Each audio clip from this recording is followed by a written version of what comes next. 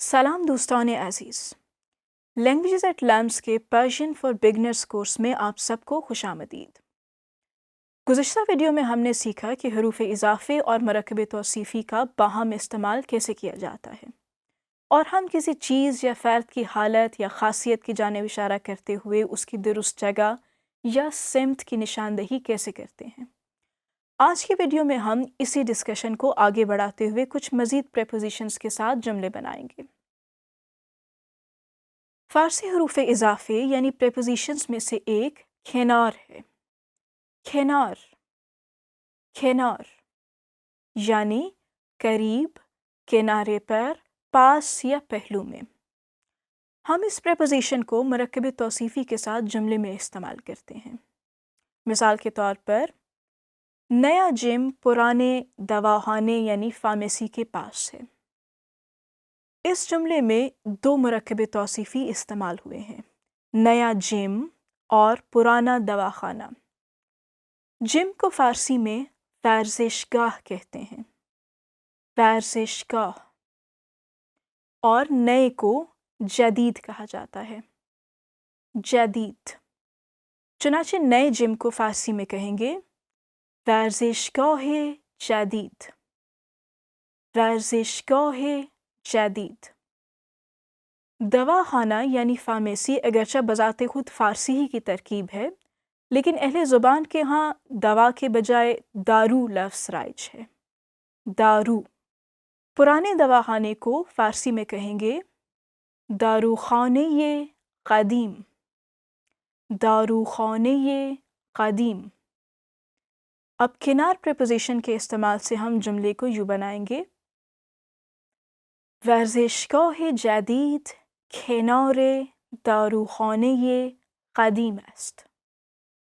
ورزشگاه جدید کنار داروخانه قدیم است. یعنی نیا جم پرانے دواخانے یا فارمیسی کے پاس ہے۔ کنار سے ملتی جلتی ایک اور پریپوزیشن نزدیک ہے، جو قریب یا پاس کے معنی میں استعمال ہوتی ہے۔ اس کی ایک اور مثال دیکھیے، روایتی ریسٹورنٹ یعنی ٹریڈیشنل ریسٹورنٹ بڑے اسٹیڈیم کے قریب ہے۔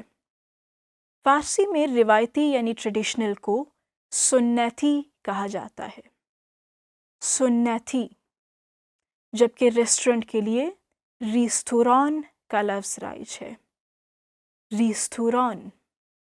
اسٹیڈیم کو اسٹادیوم کہتے ہیں، اسٹادیوم، اور بڑے کو بزرگ، بزرگ۔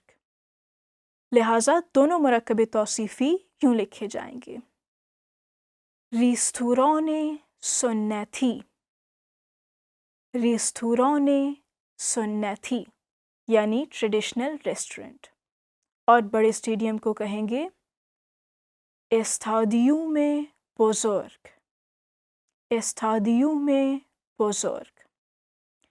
اب نزدیک پریپوزیشن کے استعمال سے جملہ یوں بنے گا، ریستوران سنتی نزدیک استادیوم بزرگ است. ریستوران سنتی نزدیک استادیوم بزرگ است. یعنی روایتی ریسٹورنٹ بڑے اسٹیڈیم کے نزدیک ہے۔ اب دربارے پریپوزیشن کے ساتھ جملہ بناتے ہیں، جس کا معنی ہے کے بارے میں یا کے متعلق۔ مثال کے طور پر، تفصیلی نوٹس لڑکیوں کے ہاسٹل کے متعلق ہے۔ فارسی میں نوٹس کو اطلاعیے کہتے ہیں، اطلاعیے، اور تفصیلی کو مفصل کہا جاتا ہے، مفصل۔ چنانچہ ہم پہلے مرکب توصیفی کا ترجمہ یوں کریں گے، اطلاعیے مفصل، اطلاعیے مفصل یعنی تفصیلی نوٹس۔ ہاسٹل کو فارسی میں خوابگاہ کہا جاتا ہے، خوابگاہ، اور لڑکیوں کا یا لڑکیوں کے لیے لکھنے کے لیے فارسی میں کہیں گے دخترانه، دخترانه۔ لہٰذا ہم لڑکیوں کے ہاسٹل کو فارسی میں لکھیں گے خوابگاہ دخترانه خوابگاه دخترانه. اب ہم دربارے پریپوزیشن کے استعمال سے جملہ بناتے ہیں. اطلاعیه مفصل درباره خوابگاه دخترانه بود. اطلاعیه مفصل درباره خوابگاه دخترانه بود. یعنی تفصیلی نوٹس لڑکیوں کے ہاسٹل کے متعلق تھا. اب پریپوزیشن پشت یعنی پیچھے کو جملے میں استعمال کرتے ہیں. مثال کے طور پر پالتو بلی نیلے پردے کے پیچھے ہے. فارسی میں بلی کو گربے کہا جاتا ہے. گربے. اور پالتو کو آہلی کہتے ہیں. آہلی. چنانچہ پالتو بلی کو فارسی میں کہیں گے گربے آہلی. گربے آہلی. نیلے رنگ کو فارسی میں آبی کہتے ہیں. آبی. جبکہ لفظ پردہ اسی طرح رائج ہے. چنانچہ ہم نیلے پردے کو کہیں گے پردے آبی. پردے آبی. اب پشت پریپوزیشن کے استعمال سے جملہ بناتے ہیں. گربه اهلی پشت پرده آبی است. گربه اهلی پشت پرده آبی است. یعنی پالتو بلی نیلے پردے کے پیچھے ہے. فارسی کی ایک اور اہم پریپوزیشن زیر یعنی نیچے ہے. اس کا جملے میں استعمال دیکھیے. چھوٹی پینسل بڑے رجسٹر کے نیچے ہے. پینسل کو فارسی میں مداد کہتے ہیں. مداد. اور چھوٹی یا چھوٹے کو کوچک کہا جاتا ہے. کوچک. لہٰذا ہم چھوٹی پینسل کو کہیں گے مداد کوچک. مداد کوچک. اسی طرح رجسٹر کو فارسی میں دفتر کہتے ہیں.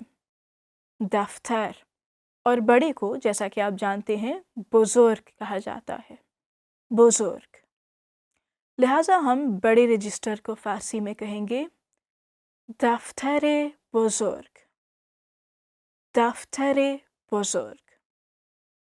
اب پریپوزیشن زیر کے استعمال سے جملہ یوں بنے گا. مداد کوچک زیر دفتر بزرگ است. مداد کوچک زیر دفتر بزرگ است. آخر میں ہم پریپوزیشن بی یا بدون یعنی بغیر کا مرکب توصیفی کے ساتھ استعمال دیکھتے ہیں. پرانی عمارت لکڑی کی کھڑکی کے بغیر ہے. پرانی یا پرانے کو فارسی میں قدیم کہیں گے. قدیم. اور عمارت کو ساختمان کہتے ہیں. ساختمان.